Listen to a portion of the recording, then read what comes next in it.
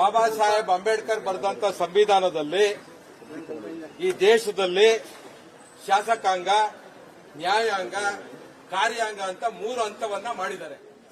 ಇವತ್ತು ಯಾವುದೇ ಒಬ್ಬ ವ್ಯಕ್ತಿ ತನ್ನ ಭಾಷಣದಲ್ಲಿ ಸ್ವತಂತ್ರವಾಗಿ ಮಾತಾಡಿದ್ರೆ ಅದರ ವಿರುದ್ಧವಾಗಿ ಒಂದು ಹೊಸ ಕಾನೂನನ್ನ ತಂದಿದ್ದಾರೆ. ಇವತ್ತು ಇವ್ರು ಮಾಡಿರಂತ ಕಾನೂನಲ್ಲಿ ಒಬ್ಬ ಡಿವೈಎಸ್ಪಿ ಮೇಲ್ಪಟ್ಟಂತ ಅಧಿಕಾರಿ, ಒಬ್ಬ ಡಿಸಿ ಯಾರು ಏನ್ ಭಾಷಣ ಮಾಡಿದ್ರು ಅದು ದ್ವೇಷ ಭಾಷಣ ಇಲ್ವಾ ಅಂತ ಅವರೇ ಪರಿಗಣಿಸ್ತಾರೆ. ಅವರೇ 10 ವರ್ಷ ಜೈಲ್ಗೆ ಹಾಕಂತ ಒಂದು ಕಾನೂನು. ಅಂದ್ರೆ ನ್ಯಾಯಾಂಗವನ್ನೇ ತೆಗೆದುಹಾಕಿ ಇವರು ಒಂದು ಹೊಸ ಕಾನೂನನ್ನ ಸೃಷ್ಟಿ ಮಾಡಿ ಯಾವಾಗ್ಲೂ ಅವರ ನಾಯಕರು ರಾಹುಲ್ ಗಾಂಧಿ ಅವರ ಒಂದು ಇದನ್ನ ಸಂವಿಧಾನನ ಅಲ್ಲಾಡಿಸ್ಕೊಂಡು ಓಡಾಡ್ತಾ ಇರ್ತಾರೆ ದೇಶದಲ್ಲಿ. ಅದ್ರ ಆಲ್ರೆಡಿ ಅದ್ರಲ್ಲಿ ಇದೆ.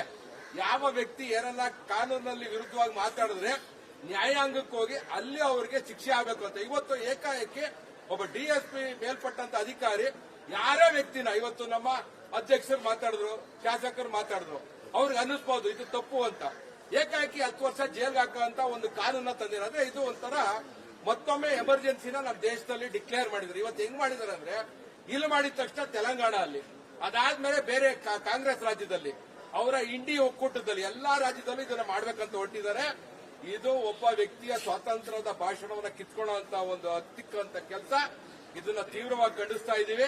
ನಮ್ಮೆಲ್ಲ ಎಂಪಿಗಳು, ನಮ್ಮೆಲ್ಲ ಮಂತ್ರಿಗಳು, ಕೇಂದ್ರ ಮಂತ್ರಿಗಳು ರಾಷ್ಟ್ರಪತಿಗಳನ್ನ ಭೇಟಿ ಮಾಡಿ ಇದಕ್ಕೆ ಅಂಕಿತ ಹಾಕಬಾರದು ಅಂತ ಒಂದು ಮನವಿ ಕೊಡೋದ್ರಲ್ಲಿದ್ದಾರೆ. ನಾಳಿದ್ದು ಗುರುವಾರ ನಮ್ಮ ರಾಜ್ಯ ಅಧ್ಯಕ್ಷರು ಮತ್ತೆ ನಮ್ಮ 2 ವಿರೋಧ ಪಕ್ಷದ ನೇತೃತ್ವದಲ್ಲಿ ನಮ್ಮ ಗವರ್ನರ್ನ ಭೇಟಿ ಮಾಡಿ, ರಾಜ್ಯಪಾಲರನ್ನ ಭೇಟಿ ಮಾಡಿ ಇದ್ರ ವಿರುದ್ಧ ಈ ಮಸೂದೆನ ಯಾವುದೇ ಕಾರಣಕ್ಕೂ ಅಂಗೀಕಾರ ಮಾಡಬಾರದು ಅಂತ ಮನವಿ ಪತ್ರ ಕೊಡಕ್ ಹೊರಟಿದ್ದಾರೆ. ನನ್ಗೊಂದೇ ಒಂದು ಬೇಜಾರೇನಪ್ಪಾ ಅಂದ್ರೆ ಪೊಲೀಸ್ ಸ್ಟೇಷನ್ಗೆ ಬೆಂಕಿ ಇಟ್ಟವರು, ಒಬ್ಬ ಶಾಸಕರ ಮನೆಗೆ ಬೆಂಕಿ ಇಟ್ಟವರು, ಅವರೆಲ್ಲ ಒಳ್ಳೆಯವರು, ಅವರೆಲ್ಲ ಪಾಪ ಪೀಸ್ ಮೇಕರ್ಸ್ ಅವರು. ಅವ್ರನ್ನ ಒಂದು ಕ್ಯಾಬಿನೆಟ್ ಅಲ್ಲಿ ಇಟ್ಟು ಅವ್ರ ಮೇಲೆ ಹಾಕಿರುವಂತ ಕೇಸ್ಗಳನ್ನ ಹುಬ್ಬಳ್ಳಿಯಲ್ಲಿ ಬೆಂಕಿ ಇಟ್ಟವ್ರು, ಎಲ್ಲರೂ ಮೈಸೂರಲ್ಲಿ ಬೆಂಕಿ ಇಟ್ಟವ್ರಿಗೆಲ್ಲ ವಾಪಸ್ ತೆಗಿತಾರೆ. ಅದು ಪರವಾಗಿಲ್ಲ, ಅವ್ರಿಗೆ ಅವರು ಮೆಸೆಂಜರ್ ಆಫ್ ಪೀಸ್. ಆದ್ರೆ ಒಬ್ಬ ವ್ಯಕ್ತಿ ಯಾವ್ದೋ ಒಬ್ಬ ಧರ್ಮದ ಬಗ್ಗೆ, ಯಾವ್ದೋ ಒಂದು ಗಡಿ ಬಗ್ಗೆ, ಯಾವ್ದೋ ಒಂದು ನದಿ ಬಗ್ಗೆ ಮಾತಾಡಿದ್ರೆ ಇವ್ರ ಪರವಾಗಿ, ಇವ್ರ ವಿರೋಧವಾಗಿ ಮಾತಾಡ್ಬಿಟ್ರೆ ಅದು ಹೇಟ್ ಸ್ಪೀಚ್.